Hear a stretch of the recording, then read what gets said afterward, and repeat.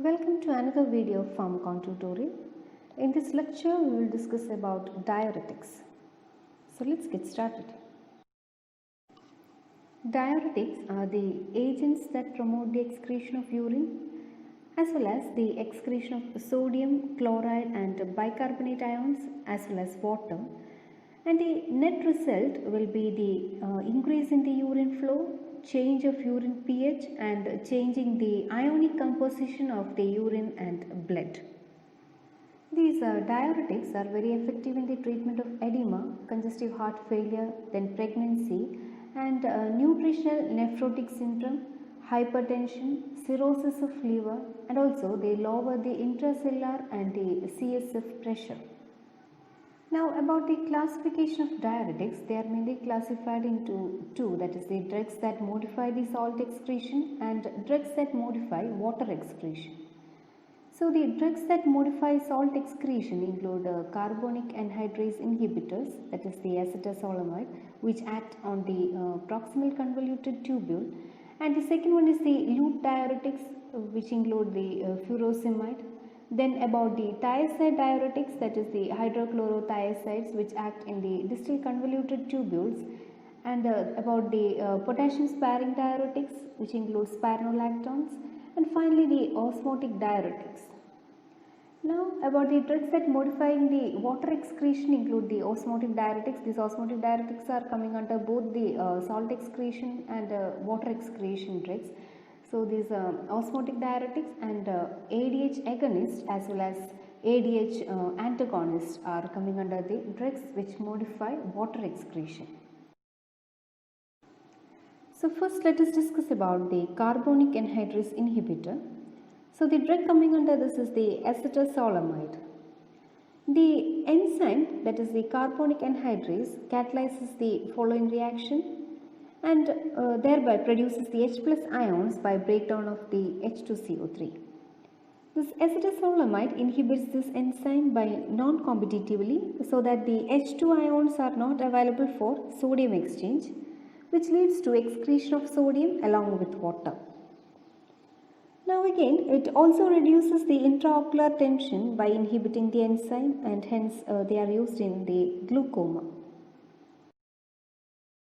So moving on to the second type of diuretic, that is the thiazides. So these are the diuretics which are secreted in the proximal tubules but they work in the distal convoluted tubule. The drugs include hydrochlorothiazide, bendraflumethiside, then chlorthalidone and indapamide. So how these thiazides act is that they bind with the chloride site and inhibit the distal tubular sodium chloride cotransporter system, that is the symporter, from the lumen to the tubular cells, and thereby they increases the sodium chloride and even water excretion. These thiazides are mainly preferred in elderly at risk of osteoporosis. This is mainly because these thiazides reduces the calcium excretion. So they can be used in elderly with the risk of osteoporosis. Then the next thing is about this thiazide is the vasodilatory action. That is, due to its vasodilatory action, they can be used in the treatment of hypertension. And this particular effect is mainly due to decrease in blood volume caused by diuresis. Now about the loop diuretics. So these are the agents with highest efficacy, that is they are the most powerful diuretics and hence they are called as the high ceiling agents. They mainly act on the thick ascending limb of the loop of Henle and inhibit the sodium, potassium and chloride carrier in the lumen membrane, and they significantly increases the sodium, potassium and chloride excretion. The drugs coming under this category is the furosemide and the bumetanide. Both these are the sulfonamide derivatives, and the second one is the ethacrynic acid, that is phenoxyacetic acid derivative. So these are the drugs coming under loop diuretics, that is furosemide, bumetanide and ethacrynic acid. Moving on to the next category of diuretics, that is the potassium sparing diuretics. So these agents cause mild sodium excretion without significantly affecting the potassium excretion. And so for this reason they are mentioned as the potassium sparing agents. Here there are two categories of drugs based on their mechanism of action. The first one is the sodium channel inhibitors, which include amiloride and triamterene.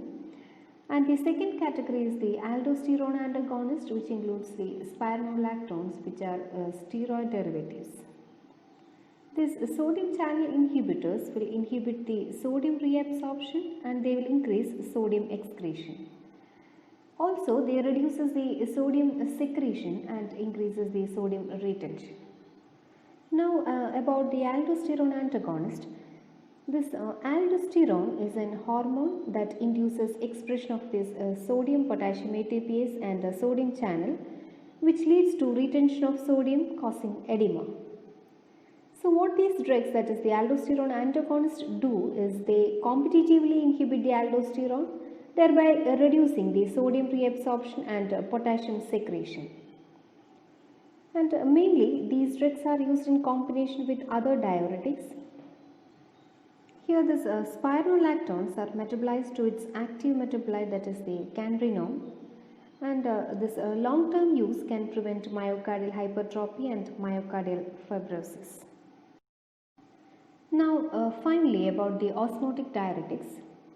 These include mannitol, which is the prototype, and the rarely used ones include the urea, glycerin and isosorbate. Among this mannitol, it is given via IV route, and this glycerin and isosorbate, it is given orally.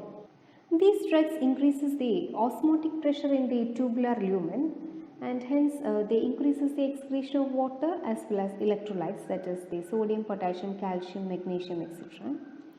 And also increases volume of urine as well as a rate of urine flow through the tubules. Now let's discuss about the ADR of each class of diuretics. So first let us see the carbonic anhydrase inhibitors. So these drugs causes metabolic acidosis, renal stones, renal potassium wasting, and again they are contraindicated in liver cirrhosis. That is mainly because this carbonic anhydrase inhibits the conversion of ammonia to NH4, and the NH3 level, that is the ammonia level, is increased, which leads to encephalopathy, and so they are contraindicated in liver cirrhosis. Next about the ADR of osmotic diuretics. They causes pulmonary edema, and by consuming this glycerin type of this osmotic diuretics, they causes hyperglycemia and glycosuria. They also shows symptoms of this hypernatremia, that is feeling of thirst, weakness, loss of appetite, etc. Now about the potassium sparing diuretics. They causes hyperkalemia, then anti-androgenic effect and megaloblastic anemia. Then moving on to the ADR of thiazides. These thiazides causes hypokalemia, that is and also causes increased risk of digitalis toxicity, and again causes sexual dysfunction and hypercalcemia. This ADR of this loop diuretics include hypovolemic metabolic alkalosis, then ototoxicity and allergy.